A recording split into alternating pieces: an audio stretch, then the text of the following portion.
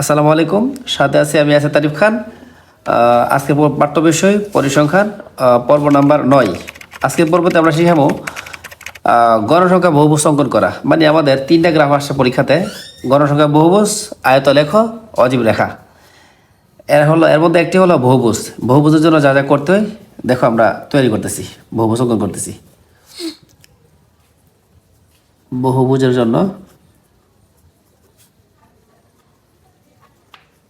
সারণী তৈরি করা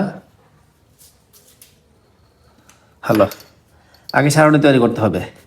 এখানে 1 2 3 4 5 6 7টা ঘর আছে না, আমাদের 7টা ঘর বানাতে হবে। এক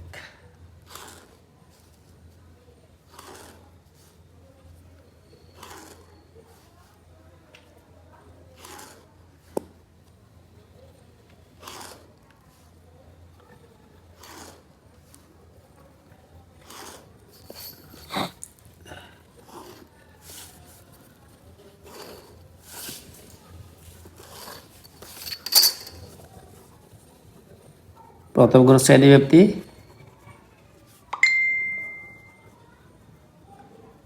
গণসংখ্যা বর্ধমান। শ্রেণী ব্যক্তি 41 থেকে 45, 46 থেকে 50, 51 থেকে 55, 56 থেকে 60, 61 থেকে 65, 66 থেকে 70। গণসংখ্যা 3 10 18 25 8 6। আমাদের মধ্যমান বাই করা লাগবে। মধ্যমান 2টা যোগ করে 2 দ্বারা ভাগ। 41 আর 45 যোগ করলে হবে 86, 86 আর 2 দ্বারা ভাগ দিলে হবে 43, 46 আর 50 যোগ করলে হবে 96, তার 2 দ্বারা ভাগ দিলে হবে 48। তারপর এই 2টা যোগ করে 2 দ্বারা ভাগ, 2টা যোগ করে 2 দ্বারা ভাগ, 2টা যোগ করে 2 দ্বারা ভাগ, 2টা যোগ করে 2 দ্বারা ভাগ। এভাবে করা যায়। আবার এখানে পার্থক্য হচ্ছে 5, 43 থেকে 48 পার্থক্য 5, 5 বাড়ছে। আরও 5 বাড়ায় দেয় তাহলে আমাদের হয়ে যাবে 53, আর 5 বাড়া দিলে আমাদের হয়ে যাবে 58, আর 5 বাড়ালে আমাদের হবে 63, আর 5 বাড়ালে আমাদের হবে 68। বহুভুজের জন্য এই গড়টা এখানে দিব। তারপর আমাদের গ্রাফ করতে হবে। এদের দেখে দেখে আমাদের গ্রাফটা করতে হবে। গ্রাফ করে তোমরা দেখে নাও। গ্রাফ মূলত পেন্সিল দিয়ে করতে হয়, পেন্সিল আর স্কেল দিয়ে করতে হয়। আমি তোমাদের বোঝার সুবিধাতে পেন্সিল দিয়ে করলে দেখা যাবে না, তাই বোঝার সুবিধাতে আমি স্কেল দিয়ে করতেছি আর কলম দিয়ে করতেছি। গ্রাফ করার জন্য এখানে একটা খালি রাখতে হবে। কেন খালি রাখতে হবে পরবর্তীতে বুঝাইতেছি আমি। এখানে 0, এই ঘরটা ভাঙ্গা ভাঙ্গা দিতে হবে। কেন ভাঙ্গা ভাঙ্গা দিতে হবে, কখন দিতে হবে, কখন দিতে হবে না সেটা আমি বুঝাই দিব। নিচে লিখতে হইব মধ্যমান, আর এ পাশে লিখতে হইব ও আয় অক্ষে লিখতে হইব গণসংখ্যা।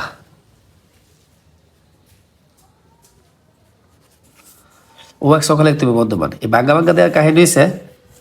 আচ্ছা, কাহিনীটা পরে বলতেছি, আগে আমরা অঙ্কতে যাই। 43 48 53 58 63 68, এগুলা 5 করে বাড়ছে প্রত্যেকটা। দেখতে হবে 5 করে বাড়ছে না 10 করে বাড়ছে। যদি 5 করে বাড়ে তাহলে তার আগের ঘরটা কত হবে? তার আগের ঘরটা হইব 43, এর আগের ঘর হইব 38। 38 কেমনে? 43 থেকে 5 বাদ দিতে হবে, কারণ প্রত্যেকটা 5 করে বাড়ছে। 43 থেকে 5 বাদ দিলে আমাদের তার আগের ঘরটা পাওয়া যাবে 38। এটা লেখার দরকার নাই, তাও তোমাদের বোঝার সুবিধাতে লিখতেছি। 68 পরের ঘরটা হইব 68 পরে ঘরটা হইব তোমার 73। এটা লেখার দরকার নাই, তা আমি লেখা দেখা দিচ্ছি। এটা লেখবা না, এটা আর এটা তোমরা লেখবা না। এই 38 আর 43 লেখবা না, তোমাদের বোঝার সুবিধাতে এখানে লিখলাম। গ্রাফের মধ্যে এটা লিখতে হবে। তে আমাদের 38, তারপরে হচ্ছে 43, 5 ঘর পরে পরে, তারপরে হচ্ছে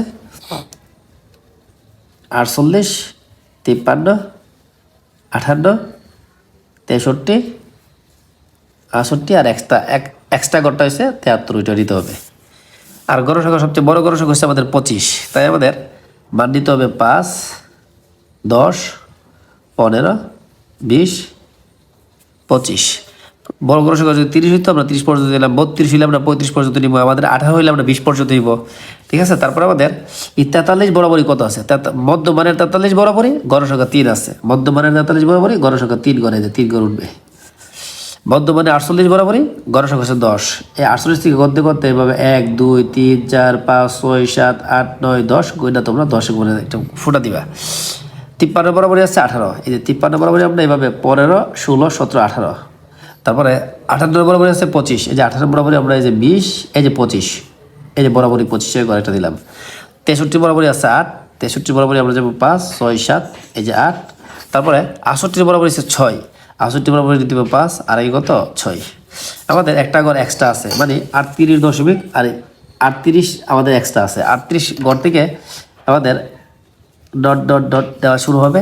বাকি ঘরগুলো আমাদের কলম দিয়ে বা পেন্সিল দিয়ে দাগিয়ে দিতে হবে। কলম দিয়ে অবশ্যই আঁকা যাবে না, এটা পেন্সিল দেখতে হবে। আমি কলম দিয়ে আঁকতেছি তোমাদের বোঝানোর জন্য, নাহলে দেখা যাবে না। পেন্সিলে কালি স্পষ্ট দেখা যায় না।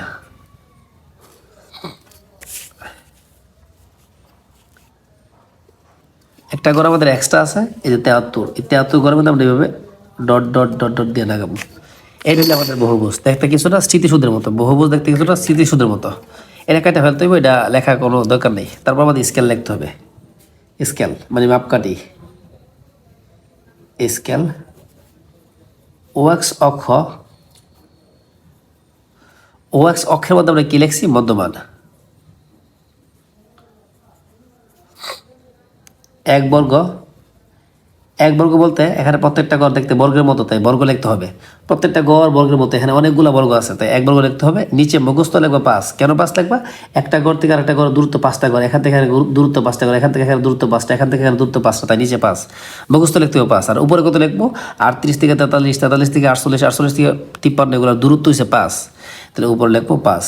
5 রে 5 দ্বারা কাটলে থাকবো 1, এখানে লিখতে হবে 1 একক। তারপরে ওয়াই অক্ষ, ও অক্ষর মধ্যে আমরা লিখছি গণসংখ্যা, লিখতে হবে গণসংখ্যা। গণসংখ্যা লিখতে হবে 1 বর্গ, নিচে তো মুখস্থ 5 বললাম, উপরে কত লিখতে হবে? উপরে 0 থেকে 5, 5 থেকে 10, 10 থেকে 15, 15 থেকে 20, 20 থেকে 25, সবগুলো 5 করে আসছে, তাই উপরে 5 লিখতে হইব। এখন 5 দিয়ে 5 কাটতে থাকবো 1, লিখতে হবে 1 একক। এটা বাংলা কথা লিখতে হইব। সব কাগজে ওএক্স অক্ষে মধ্যমান, এবং ওএক্স অক্ষের মধ্যে আমরা মধ্যমান লিখছি, এবং ওয়াই অক্ষে আমরা লিখছি গণসংখ্যা। গণসংখ্যা নিয়ে বহুভুজ আঁকা হলো। তারপরে এই 0 থেকে 38 পর্যন্ত দেখো, 38 থেকে 43 দূরত্ব 5, 43 থেকে 48 দূরত্ব 5, এই দূরত্ব 5, এই দূরত্ব 5, কিন্তু এখানে দূরত্ব হচ্ছে 38। এই 38টা অনেক বড় মান, তাই এখানে ভাঙা ভাঙা দিয়ে বোঝালাম, এখানে অনেক মান আছে। এই কথাটা বলে দিতে হবে, 0 হতে 38 পর্যন্ত ঘরগুলো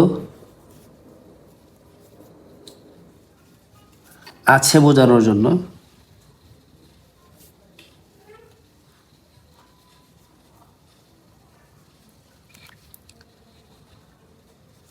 ভাঙ্গা চিহ্ন, ভাঙ্গা চিহ্ন, ভাঙ্গা চিহ্ন বলতেছে এই যে ভাঙ্গা চিহ্ন ব্যবহার করা হলো।